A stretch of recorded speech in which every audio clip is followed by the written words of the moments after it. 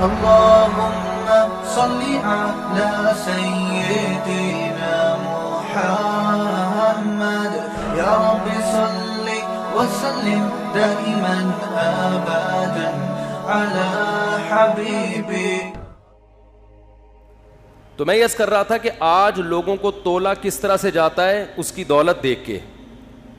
اس لیے دنیا کا سب سے بڑا مسئلہ اس وقت پیسہ بنا ہوا ہے کہ جو غریب ہے وہ پیسے والا بن جائے, جو پیسے والا ہے اس کی ارننگ ڈبل ہو جائے, جس کی ڈبل ہے اس کی 4 گنا ہو جائے, جس کی 4 گنا ہے اس کی 8 گنا ہو جائے. تو اس کے پیچھے بھاگ رہے ہیں. اس بھاگنے کو اسلام نے منع نہیں کیا. دولت کے پیچھے بھاگنا, دولت کمانے کی کوشش کرنا, اس کو اللہ اور اس کے رسول صلی اللہ علیہ وسلم نے منع نہیں کیا. ایک چیز کو منع کیا ہے جو اسلام کے علاوہ کوئی بھی منع نہیں کرتا اس کو, وہ اس حدیث میں اس کا تذکرہ ہے. دیکھو, دولت کمانے سے اگر اسلام نے روکا ہوتا تو حضرت عثمان غنی ہوتے. غنی کا مطلب مالدار ہوتے. وہ بولنے پر گورنمنٹ نے پابندی, گورنمنٹ یہاں بیٹھی ہوئی ہے, پابندی لگائی ہے بولنے پر گورنمنٹ نے تو پھر کیوں نہیں بول رہے بھائی؟ اگر اسلام نے, ابھی آپ گورنمنٹ میں ہیں نا ماشاءاللہ, اسلام نے اگر بولنے پر اسلام نے اگر دولت کمانے پر پابندی لگائی ہوتی تو آپ مجھے بتاؤ کہ حضرت عثمان غنی ہوتے؟ وہ تو اسلام لاتے ہی غریب بن جاتے نا, پھر تو ان کا لقب ہوتا غنی تھے. غنی ہے نہیں, غنی یہ. تو حضرت عثمان غنی رضی اللہ تعالی عنہ, اگر اسلام میں دولت کمانے پر پابندی ہوتی تو ہم کہتے حضرت عثمان غنی ہے نہیں تھے, اسلام لاتے ہی کیا ہو گئے؟ غریب ہو گئے, کیونکہ اسلام نے منع کیا پیسہ کمانے سے. ایسا کہیں بھی نہیں ہے. یہ چیز ہے جس میں لوگ فرق نہیں کرتے. کچھ لوگ دین سے دور بھاگتے ہیں کہ یار اگر دین کی طرف آئے تو دین تو پیسہ رکھنے سے منع کرے گا, ہمیں پیسہ کمانے سے منع کرے گا, یہ تو ٹینشن ہے, ہم تو پیچھے رہ جائیں گے. تو رسول اللہ صلی اللہ علیہ وسلم نے اس حدیث میں فرمایا من کانت دنیا ہمہ, یہ نہیں فرمایا جس نے دنیا رکھی, فرمایا نا جس نے دنیا یا پیسہ کمانے کو ہدف بنا لیا. کس چیز کو ہدف بنایا؟ پیسہ کمانے. پیسہ کسی اور چیز کا ذریعہ ہے, خود مقصد کا ذریعہ تو ہے, خود مقصد نہیں ہے. ہمارے ہاں دارالعلوم کرنگی میں ایک طالب علم, اس کے مصارف مدرسے کے ذمے تھے. صبح ناشتہ بھی مدرسے کی طرف سے, دوپہر کھانا بھی, رات کا کھانا بھی, کمرہ اس کو VIP ملا ہوا, سونے کے لیے ساری سہولتیں. تو ہمارے حضرت کے پاس آیا کہ مجھے منتھلی اسکالرشپ چاہیے.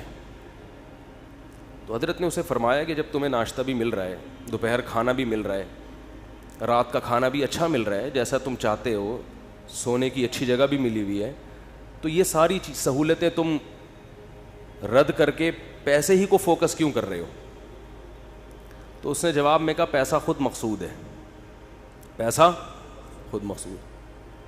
تو یہ سوچ آج مسلمان کی بن چکی ہے کہ پیسہ جن چیزوں کا مقصد ہے نا وہ ہدف نہیں ہے, بلکہ پیسہ خود مقصود ہے.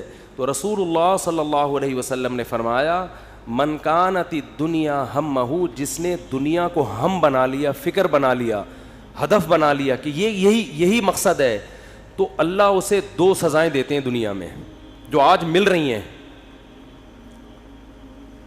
فرمایا پہلی سزا یہ کہ جتنی بھی دولت اس کے پاس آ جائے, جعل اللہ فقرہ بین عینیہ, اللہ فقر اس کی نگاہوں کے سامنے کر دیں گے. کیا عجیب بلاغت ہے حدیث میں. یہ نہیں فرمایا کہ اللہ اس کو فقیر بنا دیں گے. بہت سے لوگ پیسے کو ہدف بناتے ہیں اور پیسہ حاصل کر لیتے ہیں, مالدار بن بھی جاتے ہیں وہ, لیکن آپ صلی اللہ علیہ وسلم نے فرمایا سزا یہ ملے گی جعل اللہ فقرہ بین عینیہ, اللہ اس کی آنکھوں کے سامنے رکھ دیں گے فقر و فاقہ. جیسے ایک شخص زندہ ہو, پھانسی کا ٹکرا ہو, تو اس کی کیا کیفیت ہوگی؟ اس کی حالت تو مردے سے زیادہ سخت ہوگی. ہے زندہ مگر پھانسی کا پھندا اس کے سامنے لٹکا ہوا ہے کہ تجھے کبھی بھی لٹکایا جا سکتا ہے.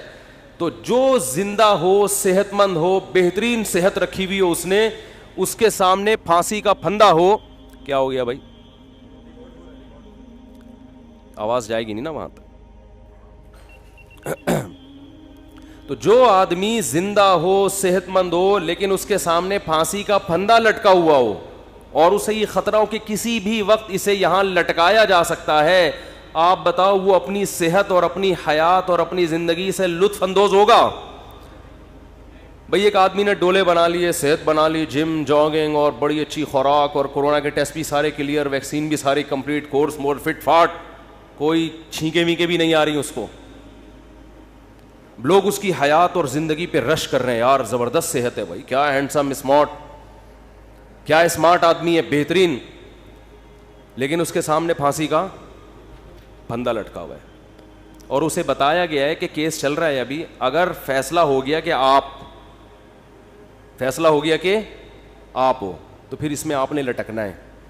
تو وہ کہے گا بھائی لوگ میری صحت کو دیکھ کے خوش تو ہو رہے ہیں, لیکن مجھے پتا ہے کہ مجھ سے زیادہ خوشی میں وہ ٹی بی کا مریض ہے جسے کم از کم یہ اطمینان تو ہے کہ 10 سال سے پہلے نہیں مروں گا.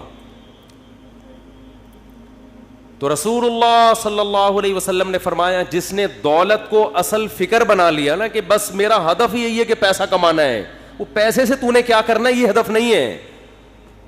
آپ کہہ سکتے ہیں بھائی ہم جو بھی پیسہ کماتے ہیں تو مقصد پیسہ نہیں ہوتا, آگے پیسے سے کچھ چیزیں مقصد ہوتی ہیں, تو پیسہ تو کسی کا بھی مقصد نہیں ہوتا. یہ بات غلط ہے, یہ آپ کہہ تو رہے ہو لیکن حقیقت میں ایسا ہوتا نہیں ہے. اگر چیزیں مقصد ہوتی نا تو چیزیں اللہ نے ہر شخص کو, بنیادی ضرورت کی چیزیں ہر ایک کو مل رہی ہیں. دیکھو رسول اللہ صلی اللہ علیہ وسلم نے فرمایا لو انکم تتوکلون علی اللہ لرزقتم کما ترزق الطیر تغدو خماسا وتروح بطانا. کیا عجیب الفاظ ہیں. آپ صلی اللہ علیہ وسلم نے فرمایا اگر تم اللہ پہ ایسے توکل کرو جیسے توکل کرنے کا حق ہے, توکل کا مطلب اللہ کھلائے گا, کھلانے کی ذمہ داری اس نے لی ہے, ضرورتیں پوری کرنے کی ذمہ داری اس نے لی ہے, ایسے کرنا شروع کر دو, ٹینشن دل سے نکالو. ہر آدمی ٹینشن سے مرا جا رہا ہے نا, پتہ نہیں کیا ہو جائے گا کل, بچوں کی اسکول کی فیسیں بھر سکوں گا نہیں بھر سکوں گا, بیگم کے خرچے پورے کر سکوں گا نہیں کر سکوں گا. چھوڑو بھائی, یہ ٹینشن لینے کی نہیں ہے. آپ کہو کیوں نہیں ہے, گھر جائیں گے ٹینشن تو ملے گی نا وہاں سے. اس کا حل بتاتا ہوں میں ابھی آپ کو, اس کا حل بتاتا ہوں میں, پہلے یہ حدیث مکمل کر لوں. تو آپ صلی اللہ علیہ وسلم نے فرمایا اگر تم اللہ پہ ایسے توکل کرو جیسے توکل کرنے کا حق ہے, لرزقتم, تمہیں ایسے رزق ملے گا جیسے پرندوں کو ملتا ہے. فرمایا تغدو خماسن, جب پرندہ صبح گھر سے نکلتا ہے پیٹ اس کا خالی, اسے نہیں پتا آج میں نے ٹماٹر بیچنے ہیں, آج میں نے رکشہ چلانا ہے, کسی ملٹی نیشنل کمپنی میں میں نے میرا انٹرویو ہے, کیا کچھ بھی نہیں. صبح اس کو یہ بھی نہیں پتا ہوتا کس سمت میں جانا ہے, میں نے بس نکلتا ہے اللہ کا نام لے کے. آپ دیکھو یہاں کوے جو ہے نا, کوے, ایک دوست نے ہمیں بتایا کہ صبح سارے کوے یہاں سے سرجانی ٹاؤن کی طرف جا رہے ہوتے ہیں, اور ہم نے دیکھا کووں کے غول, عصر کے بعد مغرب سے پہلے آپ دیکھو گے پورے کوے واپس آ رہے ہوتے ہیں, پتہ نہیں صدر سے, لی مارکیٹ سے, جہاں کے بھی کوے ہیں نا. میں نے تو پہلے سمجھا تھا کہ سرجانی ٹاؤن میں کوئی ویکینسی نکلی ہوئی ہے کووں کے لیے, حقیقت ہے سارے یہاں سے ٹریولنگ کر کے جا رہے ہوتے ہیں. وہ ان کو کہیں وہاں شاید زیادہ کوئی مردار وردار پڑے ہوئے ہوتے ہیں, کچھ کچرا مچرا اور یہ سب چیزیں نا, تو کووں کو مخبری ہو گئی, کووں کو مخبری ہو گئی بھائی لی مارکیٹ میں مال ابھی نہیں ختم, شارٹ چل رہا ہے, ابھی کہاں مال ہے. صبح خالی پیٹ جاتے ہیں اور شام کو چھیچڑوں سے پیٹ ان کے بھرے ہوئے ہوتے ہیں. تو رسول اللہ صلی اللہ علیہ وسلم نے فرمایا تغدو خماسا وتروح بطانا, صبح پرندہ نکلتا ہے خالی پیٹ, شام کو آتا ہے پیٹ اس کا بھرا ہوا ہوتا ہے. آپ کہہ سکتے ہیں کہ صرف پیٹ ہی ہماری بنیادی ضرورت, بول لو نا بھائی, نہیں ہے, پیٹ ہی تھوڑی ہے. یہ ایک مثال ہے پرندے کی ضرورت پیٹ, اور جب پرندے کی شادی کا ٹائم آتا ہے تو اس کی ضرورت گھر بھی ہے یا نہیں؟ کیا خیال ہے بھائی؟ جب پرندوں کی مادہ انڈے بچے دینے, کبوتر کو دیکھ لو نا, یہ تو جوڑے بنا کے رہتے ہیں کبوتر, انڈے بچے کا ٹائم آتا ہے تو کبھی دیکھا کبوتر ٹینشن میں کہ یار بحریہ ٹاؤن تو ہاتھ سے نکل گیا ہے بھائی, بحریہ ٹاؤن کے پلاٹ تو نکل گئے ہاتھ سے, اور سرجانی بھی گیا. ایک صاحب مجھے کہنے لگے, میں 15 سال پہلے کسی اسٹیٹ ایجنٹ نے مجھے کہا تھا کہ 6 پلاٹ سرجانی میں لے کے ڈال دو, زندگی بن جائے گی. مجھے کہنے لگا یار اتنا افسوس ہو رہا ہے, میں نے اس کی بات پہ عمل نہیں کیا. تو میں نے کہا 10-15 سال تو زندہ رہے گا, ابھی تو نے ویسی قبر میں جانا ہے, عمل کر لیتا تو 10. تجھے اسٹیٹ ایجنٹ کہہ رہا تھا 15 سال کے بعد تیری زندگی بن جائے گی, میں تجھے کہہ رہا ہوں 15 سال کے بعد تو مرے گا, بن کے بھی تو قبر میں جائے گا. 15 سال کے بعد جو ہے نا, تو وہ اسٹیٹ ایجنٹ کے 15 سال پرانی پیش گوئی پہ تو افسوس ہو رہا ہے, میں جو سچی مچی کی پیش گوئی کر رہا ہوں کہ تو مرے گا 15 سال میں, تیری ہڈیوں میں ابھی اتنا گودا نہیں ہے زندہ رہنے والا, اس پہ ٹینشن نہیں ہو رہی. اس کا مطلب بھول چکے ہیں موت کو. او بھائی 15 سال پہلے تو سرجانی میں 6 پلاٹ لیتا, آج عیش کرتا, تو وہ 15 سال کے بعد عیش کے قابل نہ رہتا. تو سوچ لے جو 15 سال بعد تو جو اینڈ سرجانی میں پلاٹ لے کے ہونا تھا وہ پلاٹ لیے بغیر بھی وہی اینڈ ہو رہے ہیں. تو ٹینشن کس بات کی بھائی؟ اور ٹینشن لے گا تو 15 سال کے بجائے 5 سال میں وہ انجام ہو جائے گا تیرا, جو 15 سال بعد ہونا تھا. تو میں یہ کر رہا تھا کہ پرندے کو جو رزق ملتا ہے صرف پیٹ نہیں بھرتا اس کا. جب پرندے کی شادی کا ٹائم آتا ہے, وہ بالغ ہوتا ہے, تو پیر بنتا ہے کبوتر کبوتری کا, چڑا چڑیے کا بنتا ہے نا جوڑا.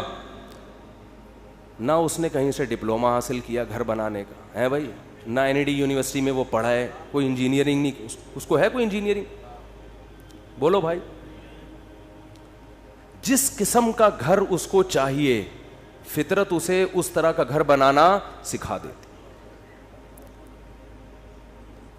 کھجور کے درختوں میں سوراخ کر کے رہتے ہیں, اور آپ دیکھو یہ پرندے کیسے, یہ نر مادہ مل کے کیسے تنکے تلاش کر رہے ہوتے ہیں, اور کیسے ان کو بہترین انداز سے پرو رہے ہوتے ہیں.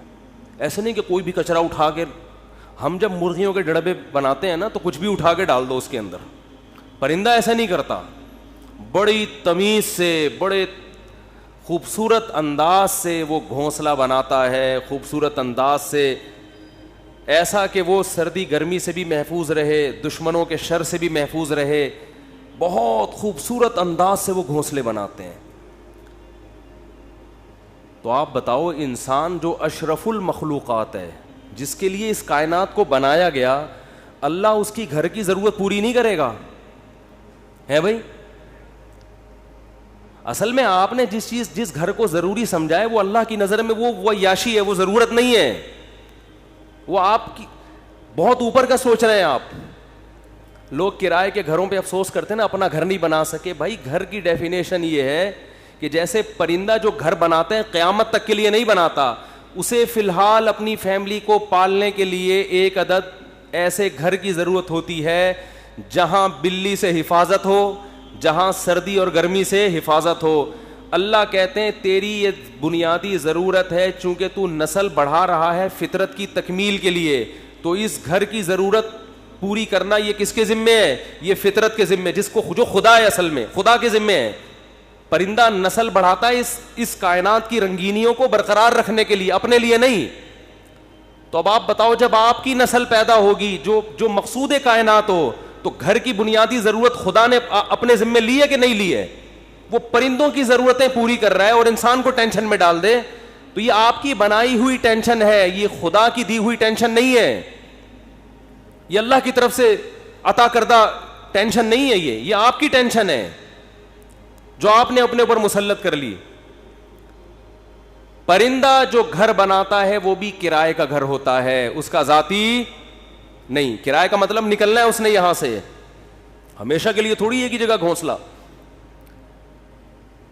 پھر جب اس کے انڈوں سے بچے نکلتے ہیں, ایک تو 12 گھنٹے کی ڈیوٹی ہوتی ہے کبوتر اور کبوتری کی. 12 گھنٹے کبوتر, یہ شکر کرو اللہ نے مردوں میں ایسا نظام نہیں رکھا, یہ اللہ کا بڑا فضل ہو گیا. ہمارے یہاں خواتین ہی پالتی ہیں, مرد کا کام ہے شیلٹر دینا, تحفظ دینا, خرچہ اٹھانا. 12 گھنٹے کبوتر بیٹھے گا اور 12 گھنٹے کبوتری. اب کمانے کا ٹائم کم ہو گیا, کیا خیال ہے؟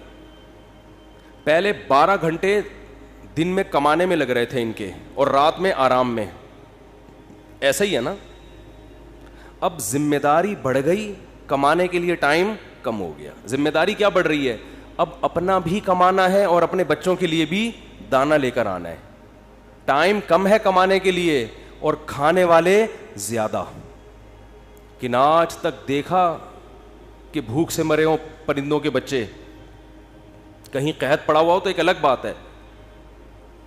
کبوتر کبوتری جاتے ہیں, باریاں سیٹ کرتے ہیں, 12 گھنٹے یہ 12 گھنٹے وہ, پھر جب چوزے نکل جاتے ہیں اس سے بچے نکل جاتے ہیں, وہ بھی کما کے خود بھی اپنا پیٹ بھی بھر رہا ہے اور اپنے بچوں کا پیٹ بھی بھر رہا ہوتا ہے. وہ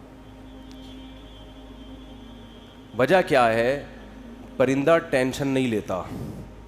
اگر ٹینشن لینا شروع کر دیں نا کہ یہاں پلاٹ کیوں نہیں بنا, یہاں گھر کیوں نہیں بنا, تو پرندہ بچے پیدا کرنا ہی چھوڑ دے, جیسے کہ آج گوروں نے چھوڑ دی ہیں, انگریزوں نے چھوڑ دیا نا. کتے پال رہے ہیں, وہ کتے کیوں پالتے ہیں؟ وہ بہت سے انگریز ہم لوگوں پر اعتراض کرتے ہیں کہ کتا اتنا وفادار جانور, تم اس سے دل کیوں نہیں بہلاتے؟ ہم کہتے ہیں انسان سے زیادہ وفادار نہیں ہے. کتے وہ پالے جس کے پاس پالنے کے لیے بچے نہ ہوں, انسان نہ ہوں, وہ پالے. اور کتوں سے صرف دل ہی بہلا سکتے ہو. کتا کما کے نہیں دے گا آپ کو, اولاد آپ کو کما کے دے گی. اولاد اپنے اختیار سے محبت کرے گی. کتا جو آپ سے محبت کر رہا ہے اپنے اختیار سے نہیں, قدرت نے, فطرت نے اس میں وفا اور محبت کے سافٹ ویئر انسٹال کیے ہوئے ہیں. وہ اپنی مرضی سے یہ کام نہیں کر رہا, اس لیے آپ کو خوشی بھی نہیں ہوتی. اولاد تو اپنے اختیار سے آپ کی خدمت کرتی ہے.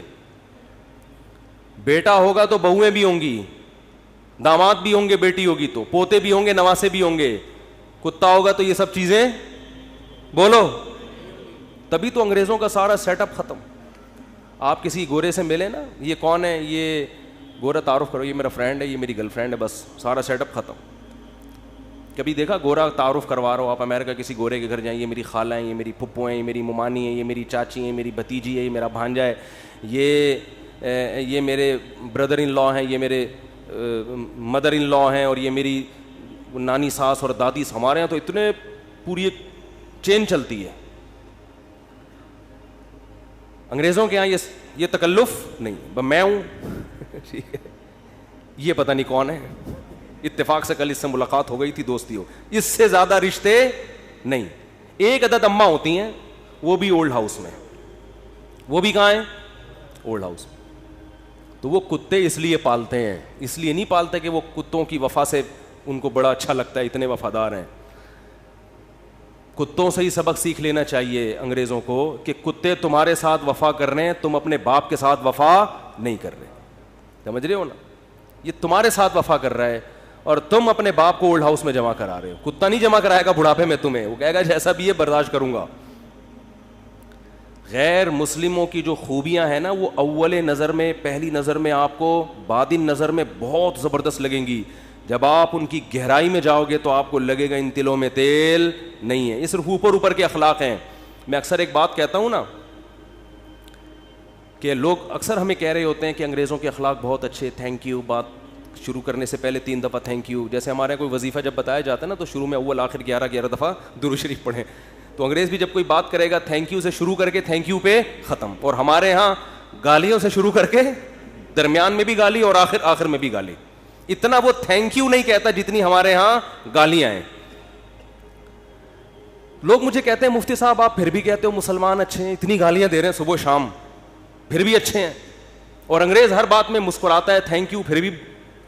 میں کہتا ہوں بھائی وہ تھینک یو پہ پیسے خرچ نہیں ہو رہے. ہم جب گھر میں جاتے ہیں تو ہم سے جو گھر والوں کے, بیگموں کے مطالبے ہوتے ہیں نا, گورا یہ مطالبے افورڈ بولو نہیں کر سکتا. ہم گھر والوں کو گھر مہیا کرنا کس کی ذمہ داری ہے؟ یہ جو بحریہ ٹاؤن کے پلاٹ کے لیے مچل رہا ہوتا ہے تو بیگم کی وجہ سے ٹینشن میں ہوتا ہے. بیوی نہ ہو تو روڈ پہ بھی زندگی گزر جاتی ہے. گھر کروڑوں روپے کا گھر لے کے دے گا, بچوں کے لیے پراپرٹی خرید رہا ہوگا, میں مر گیا تو بچوں کا کیا ہوگا. انگریز کرتا ہی ہے کہ میں مر گیا تو بچوں کا کیا ہوگا, کہ گورنمنٹ پالے گی, میں تھوڑی پالوں گا. ہمیں پتا ہے کہ بھائی ہم نے انتظام کر کے جانا ہے ان کے لیے. پھر محلے کے خراب لڑکوں کے ساتھ تو نہیں بیٹھ رہا, صبح شام یہ ٹینشن. دعائیں کرا رہے ہوتے ہیں مولوی صاحب کے پاس, مولوی صاحب دعا کرو میرا بچہ آج کل چرسیوں میں اٹھ رہا بیٹھ رہا ہے, دعا کرو کچھ انسان کا بچہ بن جائے. گورے کو یہ ٹینشن ہوتی ہے. کبھی دیکھا گورا پادری کے پاس گیا ہو کہ میرا بچہ جو ہے وہ چرسیوں میں آج کل بیٹھ رہا ہے, پادری کہے میں تو خود پیتا ہوں. پادری کہے گا میں تو خود پیتا ہوں, پی لیا تو کیا ہو گیا, کیا کر لے گا. وہ تو ٹینشن فری لوگ ہیں بھائی, ریلیشن ہی نہیں ہے ان کا. پھر بیگم کے بھائی گھر میں آ رہے ہیں تو اس کو پوچھا کیوں نہیں. ایک صاحب نے بتایا میرا اتنا بھڈا ہو گیا گھر میں, ایک دن میرا سالہ آ گیا, میں کہیں دماغ میرا حاضر نہیں تھا, میں نے اس کو چائے کا پوچھنا بھول گیا. میں کہہ رہا ہے جو میری بیگم نے ہنگامہ کیا ہے کہ میرے بھائیوں کو پوچھتے نہیں ہو اتنی. اور یہ عورت کے لیے ٹینشنیں اٹھا رہا ہے مرد. کس کے لیے؟ عورت کے لیے. گرل فرینڈ نہیں رکھی ہوئی اس نے, پوری زندگی کی ٹینشن. اس کے باپ کو بھی باپ بنا لیا, اس کی ماں کو کیا بنا لیا. اپنے ابا بھی تھے, اپنی انگریز اپنے ابا اماں کو اولڈ ہاؤس میں جمع کر رہا ہے. ہمارے سچی مچی کے ابا اماں پہلے سے تھے, ہم نے جناب ایک مدر ان لا اور فادر ان لا کو بھی لے لیا ہم نے. وہ کہہ رہے ہیں ہم ایک باپ سے تنگ ہیں, تم دو دو باپ پال رہے ہو یار. اور میرے فلسفے پر عمل کرے تو 5 باپ, اگر میرے فلسفے پر آ جائے 5 عدد مائیں اور 5 عدد باپ, اور ہول سیل کے حساب سے سالے. سالوں کی تو کوئی انتہا ہی نہیں ہے نا. گرل فرینڈ کا بھائی آپ کے معاملات میں دخل اندازی بولو نہیں کرے گا کہ تم نے قائد اعظم کے مزار کا ٹائم لیا ہوا تھا, پہنچے کیوں نہیں. کبھی ہوتا گرل فرینڈ کا بھائی آپ کو فون کرے یار میری سسٹر سے تمہاری دوستی اور تم ٹائم پر اس کو دے نہیں رہے. اس لیے گورا گرل فرینڈ رکھتا ہے, مسلمان نکاح کر کے ٹینشن لیتا ہے. جب آپ نے نکاح کر کے کسی عورت کو گھر لے آئے, ٹائم پہ گھر نہیں آ رہے, سالے کا فون آئے. سبھی تو اس کو سالہ کہتے ہیں, کباب میں ہڈی. سالے کا فون آئے گا تو آدمی جل کے کیا کہتا ہے سالے کا فون آ گیا, کہتا ہے نا, تو سالے کا فون آ گیا. میرے سامنے جھگڑے آتے ہیں, لوگ لڑ رہے ہوتے ہیں اپنے بہنوئی سے. ابے ہم نے تجھے اپنی بہن اس لیے دی تھی کہ تو ٹائم نہ دے, تو سارا دن گٹر کے ڈھکن پہ بیٹھا رہتا ہے باہر, 2 بجے اٹھ کے آتا ہے, اس لیے دی تھی. لوگ کہتے ہیں نا. یہ ٹینشن بھی کون اٹھا رہا ہے؟ مسلمان مرد ہے بھائی. کون اٹھاتا ہے یہ؟ پھر وہ اپنے بوڑھے باپ کو بھی پال رہا ہے, خرچہ کر رہا ہے, بوڑھی ماں کو بھی پال رہا ہے, بیوی کی بھی سن رہا ہے, بچوں کی بھی سن رہا ہے. اس کے بعد میرے بھائی تھینک یو اگر نہیں بھی کہتا تو کوئی اتنا بڑا مسئلہ بولو نہیں. لاکھوں روپے گھر پہ خرچ کر رہا ہوتا ہے وہ, تو گالیاں تو بنتی ہیں نا, پھر دینی نہیں چاہیے. وہ معین اختر صاحب کا پروگرام تھا نا, کئی دفعہ بیان کر چکا ہوں, وہ انور مقصود کے ساتھ. تو انور مقصود نے معین اختر سے پوچھا کہ آپ کے ماموں کیا کرتے ہیں. پہلے معین اختر سے پوچھا کہ کیسا چل رہا ہے. انہوں نے کہا کہ اللہ کا شکر ہے, نلکوں میں پانی آ رہا ہے, لوڈ شیڈنگ بھی نہیں ہے, سب سیٹ چل رہا ہے. اس نے کہا پہلے پاکستانی ہیں جو اتنے اچھے حالات بتا رہے ہیں, کہاں رہتے ہیں؟ اس نے کہا دبئی میں رہتا ہوں میں. اس نے کہا دبئی میں رہتا ہوں. پھر اس نے پوچھا کہ آپ کے ماموں کیا کرتے ہیں؟ اس نے کہا گالیاں دیتے ہیں. ماموں کا کام صبح سے شام کیا ہے؟ حالات ایسے ہیں نا, حالات ایسے ہیں کہ ماموں کا کام صبح سے شام سوائے گالیاں دینے کے. انگریز کچھ دن یہاں رہ کے جائے, جیسے معین اختر کے ماموں گالیاں دیتے تھے نا, انگریز انگلش میں ایسی گالیاں دے گا. کچھ دن یہاں رہے تو صحیح, یہ تو ہمارا حوصلہ ہے. تو اس نے کہا گالیاں کیوں دیتے تھے؟ اس نے کہا مالک مکان پانی کے پیسے لینے آ گیا, تو ماموں اس کو لے گیا, بولے تو ایک لوٹا بھر کے دکھا. پانی ہے نہیں, پانی کے پیسے لینے آ رہا, تو ایک لوٹا بھر کے دکھا. کہہ رہے بیٹھے بیٹھے لائٹ چلی گئی, تو ماموں نے بلب کے رشتہ داروں کو گالیاں دینا شروع کر دی. بلب کے رشتہ داروں کو. تو ہم جس ماحول میں رہتے ہیں, مسلمان کا بہت بڑا ظرف ہے. وہ ایک عورت کے لیے بڑی قربانیاں دیتا ہے, بڑی اس کو عزت کے ساتھ گھر میں لے کر آتا ہے. اس کے بچوں کی کفالت, اس کے باپ کو عزت دینا, اس کے بھائیوں کو عزت دینا, اس کی ماں کو عزت دینا. تو میرے بھائی اس کے بعد اگر 4-6 گالیاں کبھی وہ نکال دے, تو ہمارے نبی صلی اللہ علیہ وسلم نے عورت کو حکم دیا ہے کہ وہ اپنے شوہر کی فرما برداری کرے. نبی نے کیا فرمایا؟ یکفرن العشیر، شوہر کی نافرمانی کرتی ہیں. وہ نافرمانی کیا؟ فرمایا ساری زندگی احسانات کرتا رہے گا، اگر کبھی اونچ نیچ ہو جائے تو عورت جواب میں کہتی ہے ما رأیت منک خیرا قط، اللہ کی قسم میں نے تجھ سے کبھی کوئی خیر نہیں دی، میں تو آپ سے شادی کر کے پچھتا رہی ہوں. اور پچھتاتی بھی 3 بچے پیدا ہونے کے بعد ہیں کہ جب آدمی کے پاس اس سوال کا کوئی جواب بنے ہی نہیں کہ اب پچھتا رہی ہے تو بھائی ریورس بچے کہاں لے کے جاؤں گا میں. وہ صبر کے علاوہ اس کے پاس کوئی آپشن نہیں ہوتا. تو ایسے میں اگر انگریز یہ ٹینشنیں اٹھائے، بوڑھے باپ کی بھی، بوڑھی ماں کی بھی، اور بیوی کی بھی، اور بچوں کی بھی، اور سالوں کی بھی، اور ساس کی بھی، اور سسر کی بھی، پھر دیکھتے ہیں تھینک یو سے بات کیسے شروع کرتے ہیں اور تھینک یو پہ کیسے. وہ ایک صاحب کہنے لگے یار اتنے اچھے اخلاق ہیں. میں نے کہا کسی انگریز سے بولو 50 روپے دے، گالی دے دے مجھے یہ تھینک یو نہیں چاہیے. وہ کہے گا 50 روپے نہیں دوں گا، تھینک یو جتنا لینا ہے. یہ فری پھوکٹ کا تھینک یو ہے بھائی، یہ فری پھوکٹ کا تھینک یو ہے. ایک دھیلے کا خرچہ اٹھانے کے لیے تیار نہیں ہے کسی کا بھی. تو خیر میں جلدی سے بات کو سمیٹ کے ختم کروں، وقت پورا ہو رہا ہے. تو رسول اللہ صلی اللہ علیہ وسلم نے فرمایا پیسہ کمانے سے منع نہیں، پیسے کو مسلط کرنے سے منع کیا. ہدف یہ نہ بناؤ. دیکھو پرندہ یہ نہیں کرتا کہ اللہ پہ توکل کرے تو اب گھونسلے میں ہی دھرنا مار کے بیٹھ گیا، میں نے صبح جانا ہی نہیں ہے. یہ کوے جتنے ہیں نا یہ وہیں بیٹھ گئے، لیاری میں بیٹھ گئے اور سرجانی ٹاؤن میں بیٹھ گئے کہ چھوڑو یار اللہ پہ توکل کرنا ہے، رزق خود بخود یہیں آئے گا. اللہ نے کہا نا تمہیں نکلنا پڑے گا. تو آپ صبح نکلو رزق کے لیے، لیکن تسلی رکھو کہ شام کو انشاءاللہ پیٹ بھرا ہوا ہوگا، میری بنیادی ساری ضرورتیں پوری ہو چکی ہوں گی، اور جب میری اولاد کا ٹائم آئے گا اللہ بچوں کا خرچہ بھی میری جیب میں ڈالے گا.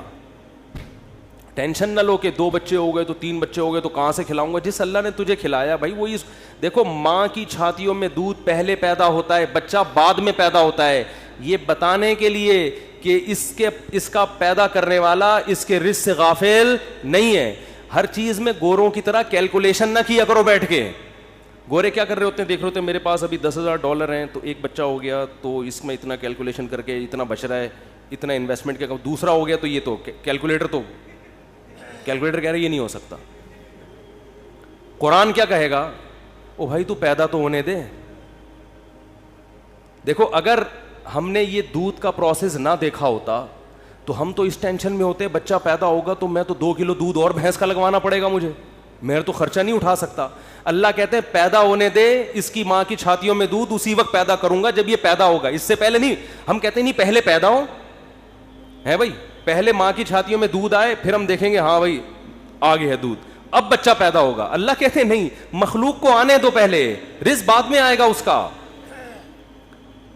تو اس لیے بھائی رزق کمانا ہے، رزق کی ٹینشن نہیں لینی. اب آپ کہہ سکتے ہو کہ ٹھیک ہے ہم رزق کی ٹینشن نہیں لیتے، کماتے ہیں، لیکن ہم تو دیکھ رہے ہیں کمانے کی کوشش کر رہے ہیں، وہ وسیم بھائی کے پاس تو اتنا پیسہ آ گیا، فلاں کے پاس تو اتنا آ گیا، میں وہیں کا وہیں کھڑا ہوں. ہمارے کزن تھے کیا ہیں، وہ تھے سے تھے نہ بن جائیں. وہ اکثر کہا کرتے تھے، یہ بات تو کہتے تھے اب نہیں کہتے، اللہ کا شکر اب دیندار ہے، کہتے یار مجھے ٹینشن اس بات کی نہیں ہے کہ میرے پاس پیسہ نہیں ہے، مجھے ٹینشن اس بات کی ہے کہ میرے جتنے دوست ہیں ان کے پاس آ گیا اور میں وہیں کا وہیں. تو یہ ایک مستقل ٹینشن ہے.